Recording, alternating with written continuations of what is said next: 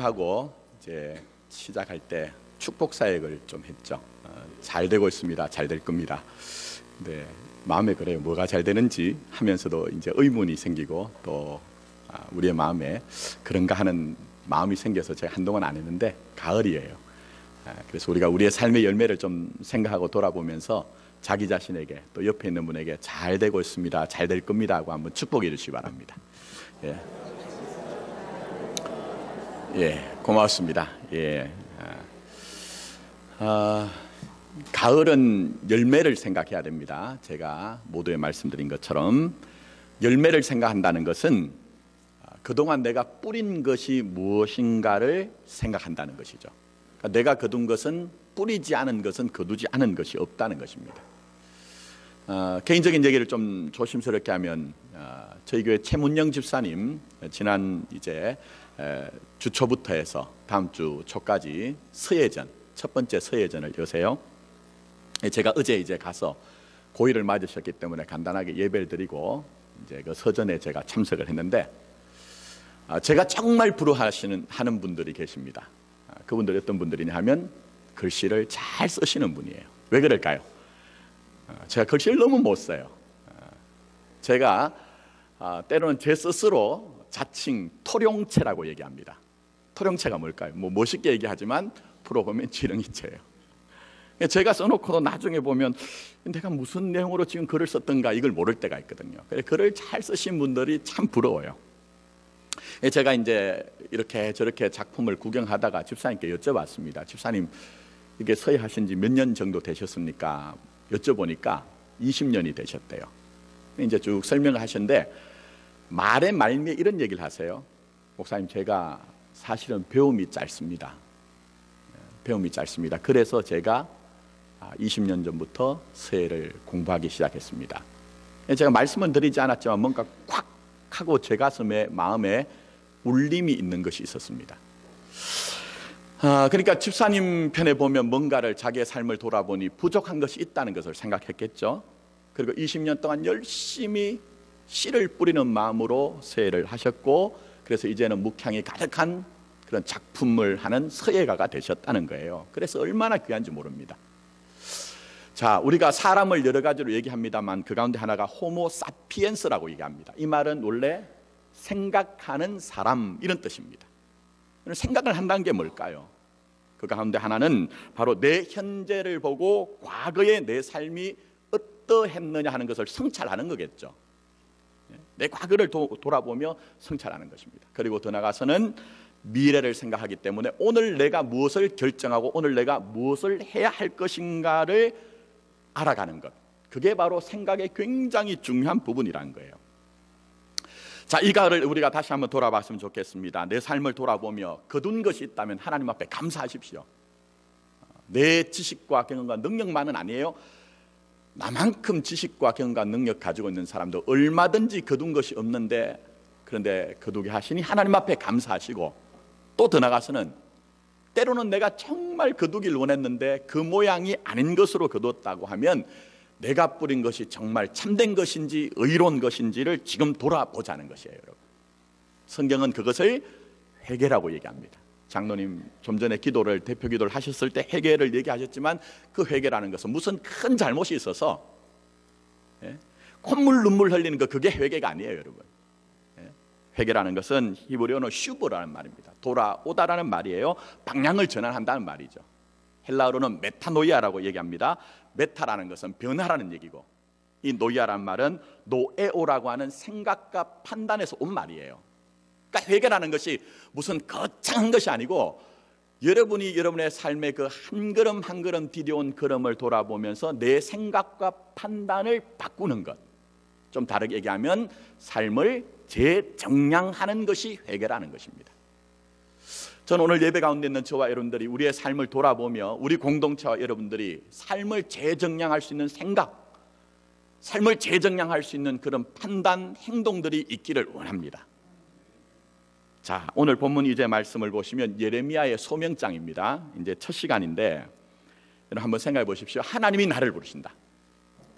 만약 여러분에게 하나님이 내게 오셔서 나를 부르신다고 하면 얼마나 영광스럽고 가슴이 벅찰까요? 그렇지 않을까요, 여러분? 내 입장에선 내가 여기 있나이다, 나를 보내소서, 뭐 이 정도로 감업할 것 같아요. 한 나라의 대통령도 지도자가 누군가를 부르면요, 그 사람의 인생이 변화되고 그 사람은 감격 속에서 그 대통령 지도자를 위해서 살죠. 오래전 얘기입니다. 제가 부교육자를 하던 교회에 한 청년이 청와대 경호실에 이제 직장을 잡았습니다. 근데 그때가 이제 이 청년이 들어가고 난 후에 얼마 안 돼서 직급이 굉장히 이제 처음 시작하는 입장이었어요. 근데 그때가 언제였느냐? 전직 대통령 중에 한 분이 역사적으로 단죄가 되어서 저 강원도 산골짜기에 어떤 절에 들어가신 분이 한 분 계셨어요. 마침 이 청년이 거기에 차출이 됐어요. 근데 문제가 뭐냐면 이 청년이 결혼한 지 얼마 안 되는 신혼이었거든요. 남들은 깨가 쏟아진다고 하는데 자기 혼자 그 사랑한 아내를 두고 저 강원도 꼴짝에 들어가니까 얼마나 마음이 어렵겠습니까? 거기다가 출산을 한 지가 얼마 안 됐어요. 여러분, 애들은 우리의 눈에, 부모의 눈에 넣어도 아플까요, 아프지 않을까요? 아프죠, 사실은. 근데 표현이 그래요. 그 아이를 눈에 넣는다고 하는데 아프지 않다고 하면 이상한 거지만, 그러나 그런 마음이, 심정이 있다는 거예요. 그러니까 얼마나 그 첫 아이를 보고 싶을까요? 그런데 차출이 되니 어쩔 수 없이 갔습니다. 강원도는 겨울이 되면 굉장히 눈이 많이 옵니다. 어마어마하게 눈이 와요.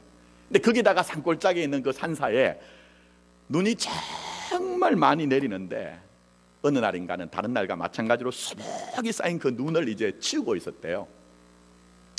근데 방 안에서 이렇게 문이, 절간문이 여러분 아시는 것처럼 나무로 되어 있으니까 문을 열면 삐걱 소리가 납니다. 네, 삐걱하고 소리가 들리더니 누구야 부르더래요. 누구야 부르더래요. 그래 깜짝 하들짝 놀라가지고 뛰어가가지고 머리를 조아렸더니, 누구야, 너 처가 아내가 아이 낳았다며, 아이 보고 싶지, 얘기하시더니 봉투를 하나, 흰 봉투를 턱 던지더래요. 그래가지고 봉투를 이제 앞에서 열지 못하고 왔더니 그 안에 기백만 원 들어있는데, 그때 말씀하셨던 게 그것이 너 서울로 올라가서 아내 보고 아이 보고 와라, 이렇게 얘기를 하더라고요. 그래서 한 걸음에 달려와서 자기 아내 보고 아이를 보고 다시 내려갔다는 그런 얘기를 해요. 근데 여러분 아시지만 그 후에 또 이제 또 뭐 일이 있어가지고 또 잠시 이제 재수감이 됐는데, 그때 이 청년이 말입니다, 날마다 울어요. 뉴스를 보면서 울어요. 우리 어르신, 우리 어르신. 근데 이 청년이 그런 청년이 아니었거든요. 원래는 자기 사랑하는 아내를 두고 자기 아이를 두고 가니까 얼마나 마음이 어렵습니까? 그러니까 사실은 불평이 굉장히 많았어요. 근데 그렇게 날마다 우는 거예요. 그래서 왜 우냐 물어봤더니 아무도 자기 사정을 모르는데 너 아이 낳았지, 올라가 봐라 하는 그 마음, 그리고 누구야 하던 그 음성이 자기의 귀에 아직도 쟁쟁하다는 거예요. 제가 그게 옳다 그러다 하는 것이 아니고, 여러분 여기 잘 한번 보세요. 여러분이 지금 듣고 있는 그 부르심의 음성이 뭐냐 하는 거예요. 댁내에서는 여러분이 때로는 아버지로, 어머니로서 여러분의 이름이 불릴 겁니다. 때로는 자녀로서 이름이 부르실 거예요. 때로는 직장에서는 직급에 따라서, 겨우시면 장로님, 권사님, 집사님 이름이 여러분 불릴 것인데, 그러나 가장 영광스러운 부르심은 나보다 나를 더 잘 아시고 내가 가진 인생의 계획보다 더 풍성한 계획을 가지신 하나님의 부르심의 음성을 듣는 것입니다. 여러분, 저는 오늘 이 예배 가운데 있는 저와 여러분들이 하나님의 거룩하고 그 영광스러운 부르심의 음성을 듣는 여러분의 영혼이 되기를 원합니다. 자, 그런데 문제가 있습니다. 우리 입장에서야 하나님이 나를 불러주시면 그렇게 감복하면서 하나님 앞에 내가 여기 있나이다 할 것 같은데, 예레미야는 그렇지 않아요. 선뜻 대답하지 않습니다. 오히려 고민합니다. 주저합니다. 아멘이라고 하질 않아요. 왜 그럴까? 물론 이유는 있습니다. 이유가 있습니다. 그 당시의 상황 때문에 그렇습니다. 국내적으로는 하나님 앞에 정직하게 행했던 그 요시야 왕이 죽고 난 이후에 모든 사람들이 전부 다 우상을 숭배하기 시작합니다. 영적으로 굉장히 어두운 시대요. 마치 오늘 이 시대와 마찬가지인 시대가 되었다는 거예요. 그리고 국외적으로는 바벨론이라고 하는 신흥 강국이 일어났습니다. 그러면서 고대 근동의 패권을 하나하나 이제 장악해 나가면서 결국은 이 고대 근동에 있어서 요충지에 자리하고 있던 이스라엘을 정복하는 것은 시간 문제일 뿐이라는 거예요. 그러니 이런 상황 속에서 예레미야가 부름을 받았는데 하나님이 전하라고 하신 말씀이 결코 편한 말씀이 아니에요. 이 나라가 이렇게 된 것은 바로 우리가 하나님 앞에 우상을 섬겼기 때문입니다. 우리가 정말 정성을 다해서 하나님을 섬긴 것이 아니라 전부 다 백성들의 지도자부터 백성들까지 하나님을 배반했기 때문입니다 하는 그 말을 전해야 되기 때문에 쉽게 하나님의 부르심 앞에 응답할 수가 없는 거예요. 더 나아가서는 백성들에게 이런 모든 일들이 생긴 것은 우리의 책임인데 우리가 하는 것은 우리 스스로 힘을 모아서 우리의 문제를 해결하는 것이 아니라 오히려 우리는 바벨론에게 항복을 하는 것이 하나님의 뜻입니다라고 외쳐야 되는 거예요. 여러분, 이게 쉬울까요? 여러분, 다수가 대중이 원하는 것이 있는데 그 말과는 전혀 반대의 말을 하고 행동을 하는 것이 여러분 쉬울 것이냐 하는 거예요. 여러분, 쉽지 않습니다. 여러분, 목사의 자리가 왜 때로는 힘드냐? 여러분, 각자 생각하는 판단과 결정이 있잖아요. 그런데 목사 입장에서 도무지 신앙의 양심상 그게 진실이 아니기 때문에, 그가 의가 아니기 때문에 용납할 수 없는 일이 있어요. 그럴 때 목사가 여러분들이 생각하고 판단하고 결정한 거는 정반대 말하고 표현을 해야 될 때가 있거든요. 그럴 때 목사로서는 굉장히 불편하죠. 자, 예레미야 입장 한번 생각해 보십시오. 우리 한번 힘내봅시다. 하나님이 우리를 돕기 때문에 우리가 똘똘 뭉친다면 우리를 얼마든지 이길 수 있습니다라고 했다면 이 예레미야는 쉬웠을 것 같아요. 근데 이 나라가 망한 것은, 이 나라가 이제 심판받는 것은 우리의 죄 때문입니다. 빨리 우리가 항복해야 됩니다 할 때 온 백성들이 일어나서 예레미야를 향해서 뭐라고 할까요? 여러분, 그를 향해서 돌을 들면서 민족의 반역자라고 할 것입니다. 매국노라고 할 것입니다. 그렇기 때문에 예레미야가 지금 아멘 하지 못하는 거예요. 여러분, 수긍을 하지 못하는 거예요. 핑계를 대고서라도 도망을 가고 싶은 것이 지금 예레미야의 마음인 거예요. 자, 근데 중요한 것은 이것입니다. 하나님이 그런 예레미야를 어떻게 대하시느냐 하는 거예요. 여러분, 예레미야를 어떻게 대하시느냐? 하나님이 과연 포기를 하였습니까? 아니, 그 정도 배표도 없느냐? 내가 너에게 그런 영광의 그러한 소명을 줬는데 너는 아직도 핑계를 대느냐? 끝, 종결 이렇게 하셨느냐 하는 거예요. 오늘 말씀을 보시면 하나님은 그렇지 않다는 거예요. 하나님은 예레미야를 끝까지 포기하지 않습니다. 끝까지 포기하지 않습니다. 만약 하나님이 예레미야를 포기하셨다면 이 예레미야서는 기록이 될 수가 없었을 거예요. 또 더 나아가서는 극단적으로는 하나님은 죄에 대하여 심판하여 공의를 이루실 뿐만 아니라 사랑으로 회복하는 은혜의 하나님이라는 것을 우리가 충분히 알지 못했을 거예요. 자, 그래서 오늘 첫 시간 우리가 먼저 알아야 되는 것이 있습니다. 우리가 꼭 알아야 되는 것이 있습니다. 결론적으로 하나님은 하나님만이 여러분을 포기하지 않는다는 것을 알라고 말씀하고 있습니다. 세상과 사람들은 전부 다 여러분을 등을 돌리고 여러분을 떠난다 할지라도 그 인생의 마지막 지점에서 우리 하나님만이 여러분을 절대로 포기하지 않는 하나님인 것을 알아달라고 주님이 절절한 가슴을 가지고 여러분에게 말씀하고 있는 것입니다. 여러분, 자, 오늘 말씀 한번 보겠습니다. 본문은 아니지만 조금 더 올라갑니다. 자, 1장 5절 보십시오. 하나님께서 예레미야에게 이렇게 영광스럽게 얘기하십니다. 내가 너를 모태에 짓기 전에 너를 알았고 내가 배에서 나오기 전에 너를 성별하였고 너를 여러 나라의 선지자로 세웠노라. 저도 이 정도 불러주시면 좋겠어요. 저는 우리 마포교회 한 교회를 지금 목양을 하는데, 목회를 하는데 또 지금 뭐 전전긍긍하는데 여러 나라의 선지자로 세웠다. 자, 그래서 하나님이 이렇게 부르셨는데, 그런데 예레미야의 응답이 아주 희한합니다. 아주 희한해요. 자, 6절 한번 보십시오. 내가 이르되 뭐라고 하죠? 슬프도소이다. 요건 좀 우리가 느낌을 가지고 얘기하면요, 애들이 마치 아버지의 어머니의 뭔가 요청에 대해서 징징거리는 것과 마찬가지예요. 아주 징징거리는 그런 모습들. 예? 자, 그런데 보시면은 그것만 하는 것이 아니라 핑계를 대고 있습니다. 나는 아이라 뭘 할지 못한다? 말할 줄 알지 못합니다. 선지자는 말해야 되는 존재인데 내 말이 눌변이고 언변이 너무나 탁월하지 못하기 때문에 도무지 내 자격이 안 된다는 거예요. 이런 핑계를 대는 거예요. 근데 보시면 하나님이 예레미야를 다독이며 달래십니다. 자, 7절 말씀 보십시오. 너희는 아이라 말하지 말고 내가 너를 누구에게 보내든지 너는 가며 내게 무엇을 명령하든지 너는 말할지니라. 그러니까 말 잘못해도 괜찮다는 거예요. 네 자질과 네 능력이 중요한 것이 아니고 내가 너와 함께 할 거니까 너는 그냥 가기만 하라는 거예요. 그렇게 주님께서 지금 설득하고 이해시키고 다독이고 있는 거예요. 근데 여전히 예레미야의 마음에는 두려움이 있었습니다. 겁이 많았던 것 같아요, 이 예레미야가. 그래서 8절 말씀 보십시오. 주님이 다시 한번 이 예레미야를 격려하십니다. 너는 그들 때문에 뭘 하지 말라? 두려워하지 말라. 내가 너와 함께하여 너를 구원하리라. 나 여호와의 말이니라. 이렇게 얘기합니다. 그것뿐만 아닙니다. 자, 9절 말씀 보시면 하나님이 친히 그 손을 예레미야의 입에 대시면서, 입이 지금 내가 둔하에 말을 하지 못한다고 하니까 그 입에 손을 대시면서 내 말을 내 입에 두었다고까지 말씀하시면서 설득하고 이해를 시키세요. 그러면 아멘 해야 되잖아요.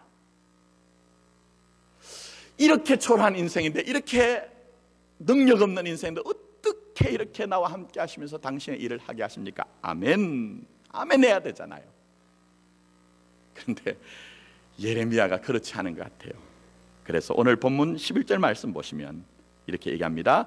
여호와의 말씀이 어떻게 해요? 또 내게 이르시되. 여러분, 여기서 또가 중요한 거예요. 또가 중요한 것입니다. 더 나가서 더 놀라운 것은 13절 말씀입니다. 여호와의 말씀이 어떻게 해요? 다시 내게 임하니라. 다시 내게 임하니라. 바로 이 예레미야에게 또한 다시의 은혜가 임하여 결국은 하나님이 집념어리게 의지 있게 이 예레미야를 끝까지 포기하지 않는다는 거예요. 지금 이 예레미야는 단순히 그가 하나님 앞에 서서 내가 하나님의 부르심 앞에 이해가 되고 수긍이 되지 못하기 때문에 나는 지금 어린아이라 나는 말하지 못하겠다고 얘기하지만 하나님이 거듭거듭하여 설득시키시고 이해시키는 그런 하나님이란 거예요, 여러분. 근데 여러분 잘 보십시오.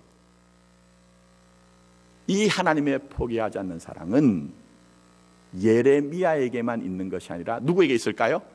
바로 나에게 있는 거예요. 지금 이 순간도 그렇게 연약하고 지금도 이 순간 그렇게 초라한 나에게 여전히 또 다시 나와 함께 하시는 그 하나님이 여러분에게 그 사랑으로 말미암아 여러분의 인생을 붙들고 가신다고, 업고 가신다고 지금도 주님이 우리에게 말씀하고 있는 것입니다, 여러분. 근데 이게 왜 귀하냐? 왜 귀하냐? 여러분, 세상에서 이런 사랑을 우리가 쉽게 볼 수 있을까요? 없을까요? 세상에서는 이런 사랑을 보기가 참 힘듭니다, 여러분. 여러분 잘 한번 보십시오. 여러분이 정말 많은 인간관계를 맺고 계실 거예요. 근데 이 땅에서 경험하는 그 인간관계의 본질과 실상이 뭔지 아십니까? 멋있게 우리가 악수도 하고 웃는 얼굴로 만나고 서로 젠틀하게 그렇게 뭔가를 우리가 인간관계를 맺는 것 같아도 사실은 모든 인간들의 그 마음속에 있는 인간관계라는 것은요, 내가 원하는 것을 내가 만나는 사람을 통해서 이루고 싶은 욕망이 있는 거예요, 여러분. 물론 그게 드러나기의 물질이나 드러나기의 명예나 권세 같은 것만 얘기하는 게 아닙니다. 보여지지 않는 작은 것이지만 내가 만나는 사람을 통해서 내 의사를 인정받기도 하고 지지와 격려를 받기를 원하는 것이 전부 우리 속에 있는 마음이거든요. 근데 여러분 한번 잘 보세요. 내가 그 관계를 맺고 있는 인간관계 속에서 그것을 확인을 하지 못하거나 그것을 내가 얻지 못할 때 어떤 일이 생길까요? 사실은 많은 경우에 그 관계를 끊기도 합니다. 돌아서기도 합니다. 아니, 때로는 어쩔 수 없이 그 관계를 유지를 해야 된다고 하면 형식적으로는 그 관계를 유지할지 몰라도 그 마음속에서는 그 사람을 삭제하는 경우가 있어요. 삭제하는 경우가 있죠. 그래서 때로는 우리가 괜찮을 때는 그분, 저분 이렇게 얘기했다가 내가 원하는 것이 확인되지 않고 내가 원하는 것을 얻지 못할 때 어떻게 될까요? 그 인간 이렇게 되는 거예요. 그 인간 이렇게 되는 거예요. 심지어는 이런 관계는요, 제가 목회를 하다 보니까 남편과 아내의 관계에서 드러나더라고요. 공식적으로는 몰라요. 때로는 가만히 이렇게 앉아서 무슨 얘기를 하다 보면은 권사님들 중에, 집사님들 중에 남편을 얘기하는데 아이고 그 인간 이렇게 얘기하시는 분들도 계시거든요. 그러니까 전부 다 이 땅에 있는 인간관계란 것이 전부 다 그렇다는 거예요. 근데 하나님은 그렇지 않습니다. 하나님은 그렇지 않다는 거예요. 여러분을 있는 자체 그대로 사랑하기로 작정하셨기 때문에 우리 하나님은 절대로 여러분의 인생을 포기하지 않는다는 거예요. 그래서 여러분 잘 아시는 것처럼 성경은 바로 그 포기하지 않는 하나님의 사랑을 기록한 것이고, 그 기록된 말씀 속에서 그 포기하지 않는 사랑을 좀 오늘도 너희들이 알아달라고 우리에게 주님이 말씀하시는 것입니다. 그래서 보시면은 요한복음 여러분 잘 아시죠? 예수님께서 보리떡 5개와 물고기 2마리로 많은 군중을 먹였습니다. 그런데 주님께서 그 떡을 먹이신 후에 나는 이제 세상의 육신의 떡을 먹이는 자가 아니야, 내가 생명의 떡이야라고 말씀하시자 그때 군중들이 다 뿔뿔이 흩어집니다. 그것뿐만 아니라 따르던 제자들조차도 요한복음 6장 66절 말씀에 보니 이러므로, 주님이 생명의 떡이라고 말씀하셨다는 거예요. 이러므로 제자 중에 많이 물러가고 다시 그와 함께 다니지 아니하더라. 여기서 제자들조차도 전부 다 등을 돌리고 떠나는 모습을 보여요. 근데 이때 주님이 묻습니다. 주님이 제자들에게 너희도 가려느냐 이렇게 묻고 있어요. 근데 이것은 어감이 안 삽니다. 원래 이 너희도 가려느냐 하는 원문을 보면 메카이 히메이스 살레테 히파이 게인이라고 해서 좀 느낌을 살리자면, 얘들아 저 군중들은 다 떠나가고 있지만 너희들은 떠나가지 않겠지? 너희들은 나와 함께 있겠지? 그렇지, 이렇게 주님이 지금 묻고 있는 거예요, 여러분. 자, 그런데 그 순간에 베드로가 뭐라고 합니까? 여러분 아시는 것처럼 주여 영생의 말씀이 주께 있사오니 우리가 누구에게로 가리까 얘기하잖아요. 얼마나 위대한 여러분 그 고백입니까, 여러분? 그 순간만 보면 베드로가 정말 예수님의 수제자 다움이 여러분 있죠. 그래서 보시면 주님이 처음 베드로를 만났을 때 내가 사람 낚는 어부가 되게 하리라 하는 말씀을 따라 즉시 모든 것을 버려두고 주님을 따랐던 결단력도 보입니다. 그 결단력도 보여요. 너희는 나를 누구라 하느냐 할 때 베드로가 뭐라고 했습니까? 주는 그리스도시요 살아계신 하나님의 아들입니다라고 했던 그 영적인 통찰력도 보여요, 여러분. 또 더 나아가서는 어려운 환경 가운데서 모든 것을 버리고 주님을 따랐던 인내심도 보여요. 그 순간은 정말 수제자다운 베드로의 모습을 보이거든요. 그런데 여러분 아시는 것처럼 베드로의 이 모습만이 전부가 아닙니다. 그에게 약한 점이 있습니다. 그에게 실수도 많습니다. 열정적인 사람이었지만 충동적이었고 굉장히 급한 사람이었고 불같은 성격으로 정말 결정적인 실수를 저질렀죠. 그래서 예를 들면 우리 주님 앞에서 주는 그리스도시요 살아계신 하나님의 아들입니다. 얼마나 귀한 믿음의 고백입니까? 그래서 이 고백 위에, 이 믿음 위에 내가 교회를 세우리라 주님이 칭찬하셨잖아요. 근데 그리고 난 후에 주님이 십자가의 고난을 예고하시자 바로 이어서 이 베드로가 주님의 옷자락을 잡으면 뭐라고 합니까? 주여 그리하지 마옵소서, 그리하지 마옵소서라고 얘기를 하잖아요, 여러분. 그래서 주님께서는 이 베드로에게 사단아 내리로 물러가라, 너는 나를 넘어지게 하는 자로라고 주님 앞에 책망을 받거든요. 근데 더 큰 결정적인 최대 실수가 있습니다. 우리는 이미 다 결론을 알기 때문에 이게 큰 감동으로 큰 은혜로 우리가 울림으로 오지 않지만, 사실은 하나님의 말씀을 여러분 재방송 우리가 보는 것처럼 보면 안 돼요. 생방송을 보는 것처럼 봐야 되는데 그 큰 실수가 뭡니까?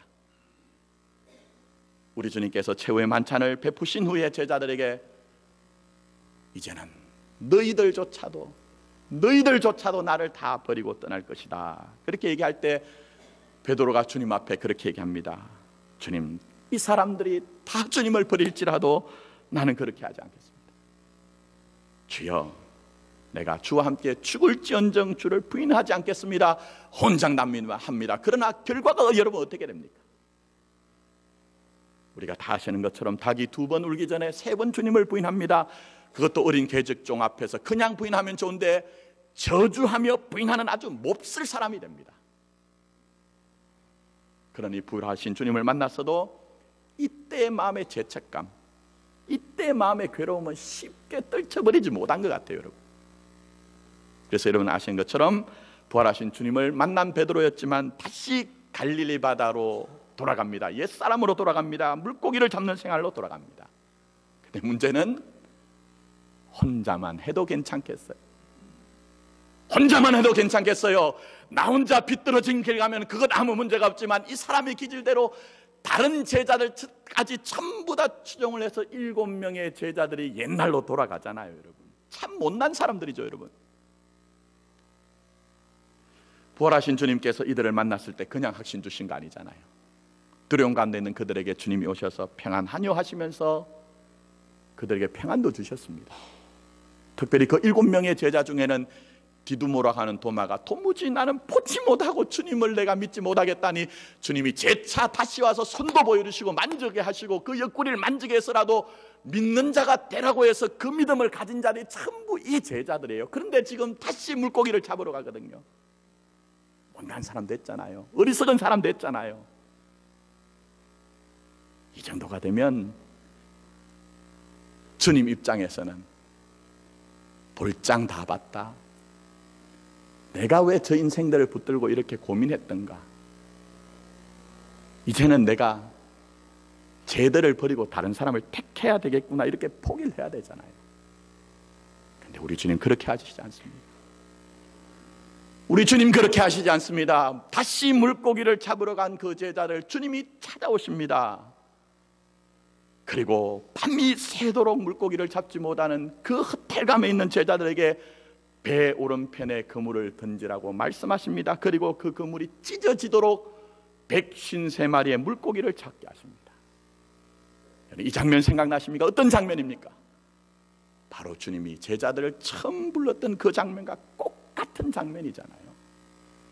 그때서야 그 어리석었던 이 제자들이 깨닫고 주님이신 것을 알고 주님 앞에 달려옵니다. 그랬더니 주님께서 밤이 새도록 찬 밤바람을 맞으며 그 거친 바다에 지친 이 제자들에게 숯불을 피워놓고 조반을 먹여주십니다. 그러면서 주님께서 베드로에게 묻습니다. 요한의 아들 시몬아, 요한의 아들 시몬아, 네가 이 사람들보다 나를 더 사랑하느냐 물으셨습니다. 한 번만 물으신 것이 아니라 3번을 거듭 물었습니다. 왜 3번을 거듭 물었을까요, 여러분? 이 베드로는 두려움 때문에 한순간에 전부 다 처절하게 무너져서 자신이 주님을 부인합니다. 3번을 부인합니다. 그냥 부인한 것이 아니라 저주하며 부인함 없을 사람이 되는데 주님이 거듭 3번을 물으신 그런 모습. 사실 이 순간 베드로는 하늘의 소망을 잃어버린 것뿐만 아니라 이 땅의 소망도 잃어버린, 자기 스스로 자기에 대한 아무 기대와 소망이 없는 사람이 된 거예요, 여러분. 그러나 이 순간에도 주님은 베드로를 버리신 것이 아니라, 포기한 것이 아니라 찾아오셔서 말씀하십니다. 네가 나를 사랑하느냐, 네가 이 사람들보다 나를 더 사랑하느냐. 한 번 주신 사랑, 그 사랑은 창세전부터 예정되어진 영원한 사랑이기 때문에 주님께서는 그 사랑에 붙들어 메어서 이 베드로를 회복시키고 싶으신 거예요.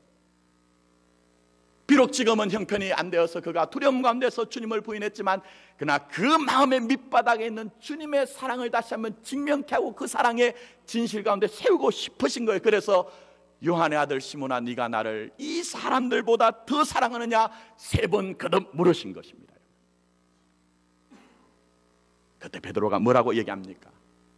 주님 그렇습니다. 내가 주님을 사랑한 줄 누가 아신다고요? 주님만이 아십니다. 주님만이 아십니다. 여러분, 베드로의 마음이 이런 것 같아요. 어찌 보면 그 대제사장의 뜰에서는 내가 그 권력 앞에서 신문받는 주님의 그 초라한 모습을 보고 그 두려움 때문에 내가 사실은 여전히 주님을 사랑하지만 주님을 배반할 수밖에 없는 약한 인생이었습니다 하는 것을 얘기하는 것이고, 이제는 더 나가서 아는 것이 있어요. 내가 이제는 내 스스로 목이라도 내어놓겠다는 그 만용이 필요한 게 아니라는 거예요. 믿음에는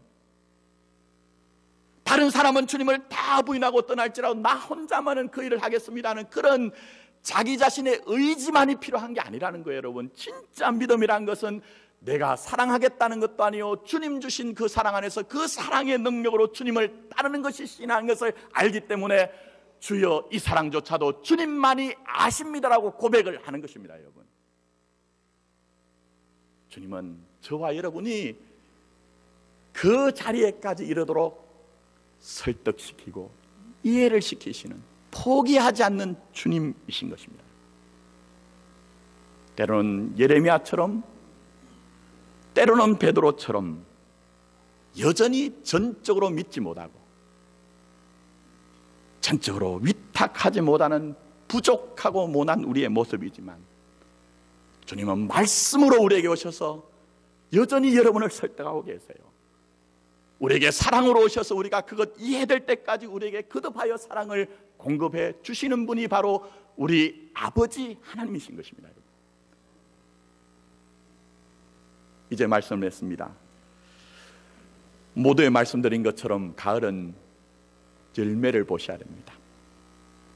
여러분, 열매를 보니 사실은 없는 열매 때문에, 아니면 또 맺힌 열매지만 내가 원하는 모양과 내용이 아니기 때문에 우리는 우리 스스로에 대해서 초라해 하면서 때로는 나의 모습에 마음이 상한 것이 우리의 모습일 수도 있습니다. 그러나 그 순간에도 우리 하나님은 여러분을 포기하지 않습니다. 주님의 뜻이 내게 이루어질 때까지 여전히 우리 주님은 우리에게 오셔서 우리에게 이해와 수긍이 되어질 때까지 설득하고 이해시키십니다. 이 사랑이 누구에게 있습니까? 바로 나에게 있습니다. 이 사랑 바라보시고 이 사랑의 풍성함 가운데 이김이 무엇인지, 열매가 무엇인지를 배워가는 우리 교회와 여러분 되기를 예수님의 이름으로 축복합니다. 아멘. 기도드립니다.